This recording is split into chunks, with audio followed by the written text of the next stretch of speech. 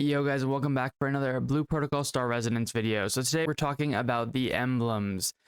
So if you didn't know, over the last few days we've had access to the new emblem system, and although it's pretty limited, it is going to be very impactful for going into the master mode dungeons in a few days. So let's talk about it. Okay, so if we go into our seasonal hub, you'll actually see in here we have access to the emblem down here. Again, second tab on the second tab here. And then this is this new grid that we have access to. Now, each of these different nodes does a different thing, and we use these items down here in the bottom right hand corner to level up these different nodes. Now, what you're going to want to do is level them up evenly overall. Don't make the same mistake I did. I do think that this is a very good node and I will want it in the future, but it is better to level them up evenly, sort of like I'm doing now with the rest of the nodes. So be careful with the first bit of stuff that you get. However, it doesn't ultimately matter a ton.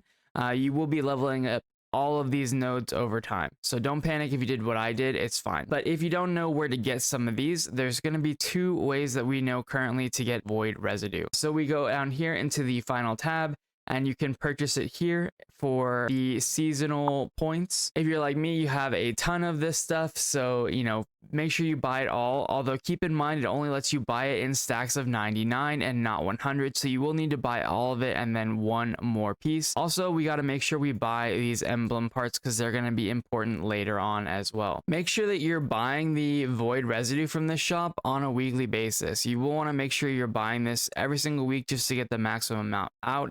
Hopefully there's some kind of catch-up mechanic for this instead of just having to AFK longer, but if there's not, at least you'll have the amount that's coming from this weekly shop. So if we go back to our emblem section here and level up some of these nodes, as you level up these nodes, you'll actually get the ability to upgrade your Emblem Core here, and that will actually help you unlock these additional nodes down here as well. As you end up leveling up the rest of your nodes, you'll unlock more and more of these abilities that you can slot in, and so you'll want to look through these and kind of pick which ones you want. However, if you go and look over on Maxroll and look at your guides, you can see that there's actually a recommended emblem effect that you can get for each slot. It's worth it to take a look over here. As always, keep in mind that Maxroll guides and any other guide that you come across is not like a one size fits all. If you find something works better for you or you want to use something else, go ahead and use that. You don't have to work with whatever they're telling you exactly on a guide that you see, but you can always use it as a reference or as a baseline before you start making your own decisions. And part of the reason why that came up is because I was researching what Maxroll was saying, and so they recommend you take Void Corruption Power as one of your emblem powers. However, I think for my tank, what I'm going to do instead is I'm going to take this Void Corruption Fluctuation. To me, it sounds like a more interesting passive, and I kind of just like the fact that it's also sort of defensive in nature too, by giving you more HP restoration. This does potentially give you more damage here for the corruption power, but I think this is just overall going to be more of my playstyle and more of a mixed bag. It's up to you on how you want to play. As you continue to level up your different nodes and unlock these other things, you'll actually get the ability to unlock your core more as well. And so as you level this up, it will actually pick a random effect here, and then it will level these effects up for you. It is random, so you may, even if you're a DPS, you may only get support rolls. It just kind of is what it is. As you can see here, I've actually been pretty lucky in that most of my effects have been pretty evenly leveled, and my two support abilities so far are some of the higher rolls, so I got pretty lucky. But as you can see, this other one that's like a damage, like tank-ish roll does seem to be, higher level than the rest of it. So that just is what it is. Hopefully you roll well, but it doesn't really matter. I don't think in the long run you'll probably be able to upgrade a lot of these much higher anyway. It's a long-term progression system, and we're going to be leveling up all of these nodes and unlocking the third ability as well. The other way you can get access to these nodes is actually by finding mobs in the world. So mobs, including bosses, are getting this new void effect. And as I run around, we'll hopefully see one sooner rather than later, and I can show it to you guys. They'll have a void orb over their head, and it will be pretty obvious.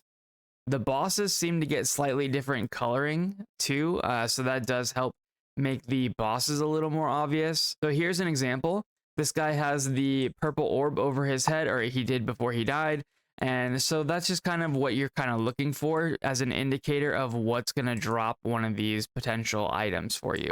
There is a weekly cap, and so even though I'm here on my support, if I was to stick around for a while, I really wouldn't be getting very much more. I'm kind of already capped out for this week.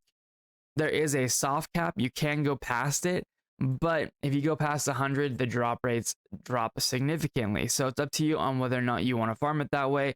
There are also other locations. I'll put a link in the description below. Maxroll has information about other locations that are good for farming this too, which seems to be the places where most people are trying to AFK.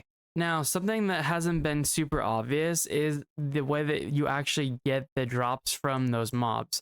So there are mobs like this guy over here, and the way you'd actually need to get the drop from him would be to normally tag him, except for if you're a support. Sorry, I'm lagging, by the way. It's kind of framey over here. If I heal our allies over here and just have myself on H, anybody that I heal, if they tag the mob for me, it will actually give me the loot. So if I heal these guys and they go over there and attack that guy over there, there's a possibility that I will get the drop because it is random after all. But the point being is that you have a lot higher chance of getting drops if you're trying to be over here as a healer. Not only will your character run over and automatically attack them even when you're AFK farming, but you're also going to be casting heals, which are going to hit people from very far distances.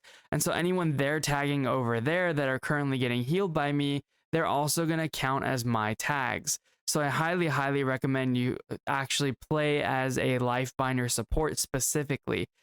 This actually gives you access to more heals and just giving you more options to hit more people. Something that I think is worth mentioning too is that by leveling up these nodes, you're actually improving your ability score as well. So if you are finding that you're close to hitting some threshold, this is going to be a good opportunity for you as well. Maybe make AFKing here every once in a while part of your weekly routine. For reference, this current spot that I'm in right now is in this lower part of the ruins of Andra City. It's pretty easy to kind of get to. Just find this general thing right here, and then you find the massive amount of people that are all farming these void guys. And don't forget, the reason why we're doing this is to kind of set up for the master mode dungeons that are going to be releasing in 4 days and 10 hours from the time of this recording.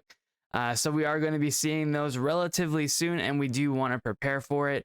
So we want to make sure we're on top of getting this done, especially since the AFK farming can take you a little bit to try and get the maximum amount of particles for this week. Thank you guys so much for watching. If you liked the video, feel free to like the video down below. If you have any questions or any comments you want to add or discussion or anything, feel free to comment down there as well. I'm always happy to read all the comments, and I always do, even if I don't respond, but usually I respond as well. Subscribe to the channel if you want to help support the channel. We are trying to get to 500 subscribers, so I would greatly, greatly appreciate it. And I'll catch you guys in the next one. Peace out, guys.